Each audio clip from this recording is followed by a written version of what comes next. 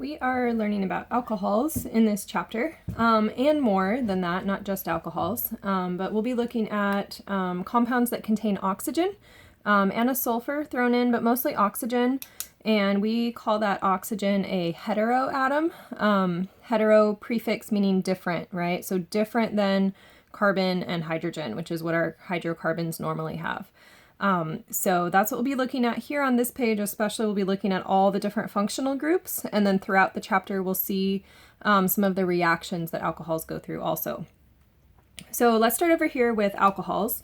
In all these different functional groups, which remember are like families, they have kind of a set group of physical and chemical properties.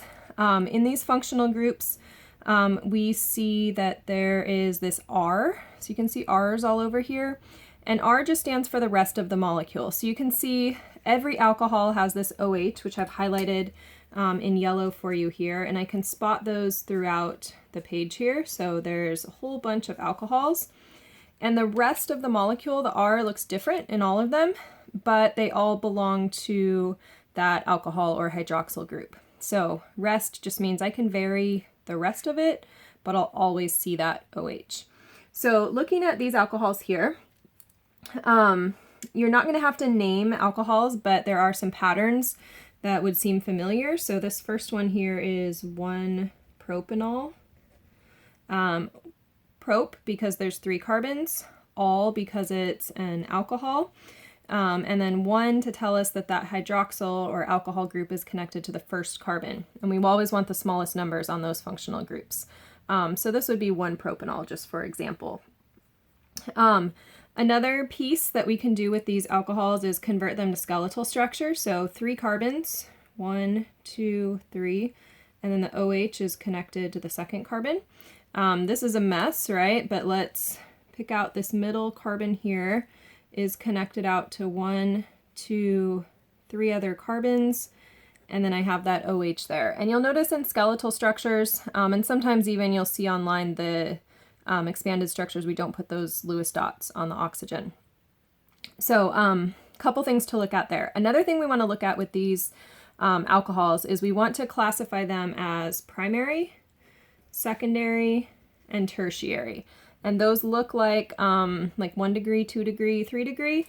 This is primary, this is secondary, and this is tertiary. And these are kind of like subsets of the alcohol group here. So as I try to figure this out, I want to look at my hydroxyl, and I'm going to, just so I can see it well, box the carbon that's connected to the hydroxyl. From there, I look at how many carbons is that carbon connected to. So it's connected to 1 carbon. So I would call this a primary alcohol. Okay. Next one, find the hydroxyl, box the carbon that it's connected to, and notice that this carbon is connected out to 2 carbons. So this is what I would call a secondary alcohol. Here, find the hydroxyl. That's always our starting point, is the functional group. Here's my carbon, and then it's connected to 1, 2, 3 other carbons. So this is called a tertiary alcohol, and that's as high as you can get.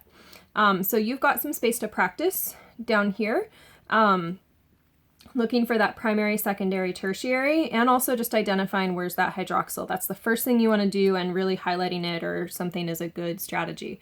I'll just do one of these. So here's the hydroxyl, and it looks a little different in skeletal, but here's the carbon that it's bonded to, and you can see that this carbon is bonded out to 1, 2 carbons. So that means it's what? It's going to be a secondary alcohol here, right? So those are my alcohols here on the left. And then here's some kind of relatives of alcohols. All but 1 contain oxygen. So they all have these heteroatoms in them. There's different ways to put that oxygen into the molecule. So the first one we'll look at is a Thyle. Thyle is our prefix that we use to talk about sulfur. So let me just highlight this SH for you. And if you remember on the periodic table, if you can pull one out and look at it, sulfur is right underneath oxygen. So that means they're in the same group. They're going to share some of the same properties. So here's a sample Thyle. These smell terrible. So S as in smell, and the chemicals that skunks give off when they spray. are from our Thyles. That's what you're smelling. So here's a, oh, I wrote an O. Should be an S. Here's a Thyle, and if I drew it skeletal, 1, 2 carbons, and then a bond out to that SH. Remember, there's no carbon at the end of this line, it's just whatever that heteroatom is. You don't have to name these, but you would see that the name here would be ethyl, because there's 2 carbons, and then Thyle to say that there's an SH there. Ethers were used a couple hundred years ago as an early anesthetic to knock people out. They're super flammable and can have a relatively low index where it's easy to overdose and have bad side effects or kill somebody. So they've been replaced by more modern ethers that don't have those same problems. But looking here at a structure, we've got the rest and the rest. So this means that you would have CH3 connected to an O, connected to a CH3, say. All right. Here's that functional group, that O in the middle. And remember, this would have 2 lone pairs on it. In terms of naming these, this would be a dimethyl ether. Dimethyl to say it's the same on both sides, and it doesn't have to be. I could have an ethyl here and a methyl there. And if I draw this in a skeletal structure, let me just show you skeletal what this would look like. Here's the oxygen, and here's the carbons. And notice it's not really nice and symmetrical and linear. It's actually bent. So if I go to draw this as a skeleton, it's a carbon to an oxygen and then to a carbon. And that's because of those lone pairs there. This also means when I look at ethers that they would have a molecular dipole on them. So these would be polar. Not as polar as something with an OH on it, but still somewhat polar. Just backing up a second to alcohols that look like this. You can see we've got the heteroatom. Red here is different than the usual black and yellow. Here's what a comparable Thyle would look like. And you notice the only thing that's different is oxygen got replaced with a sulfur. There's still this O or S connected to an H at the top of it. So those are a quick glimpse at Thyles.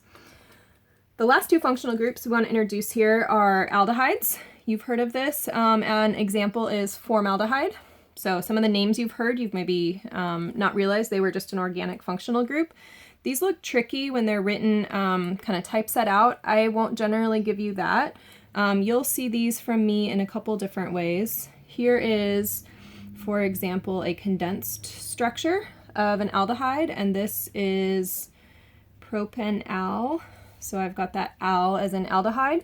And if you notice, the CHO becomes a C double bonded to O and then an H connected to it. And just a little side note, C double bonded to O is not an actual functional group, but we call this a carbonyl. It looks like carbonyl, but we pronounce it carbonyl, like underwater eel. And this isn't a functional group. It can be found in all different ways, but we find a carbonyl here in an aldehyde. If I were to draw this in a skeletal structure, 3 carbons, right? So 3 dots, 1, 2, 3. And then that 3rd dot is double bonded to an oxygen. So it would look something like that. And so again, these are a little bit, I think this condensed is the easiest way to see this. Ketone is similar to an aldehyde, but instead of being on the end, it's in the middle of the molecule. So we can see the rest and the rest. So you might be familiar with this if you've heard of acetone before. We use that in lab a little bit, but it's also one of your nail polish removers. Anything that has an "one" in the name is probably a ketone. So this is the structure for acetone, as in ketone. The IUPAC name, the official name for it, is 2-propanone, and that's prop for the 3 carbons, and 2 to tell you where that "one" is. So if we can take a look at this CO, it actually is referring to this, and I see that show up in the "one" in the name. Other chemicals that maybe you've heard of that have this "one", progesterone, testosterone, those chemicals that have that "one", if you looked at them, somewhere in them is a carbon double bonded to an oxygen. So as you have molecules, you don't have to name any of these, but you do need to be able to locate those functional groups and differentiate between them. So practice with those. You have some practice in your workbooks, but we're looking for those heteroatoms And are they single bonded? Are they double bonded? Do they have an H? Do they not have an H? So those are the sorts of things you want to look for.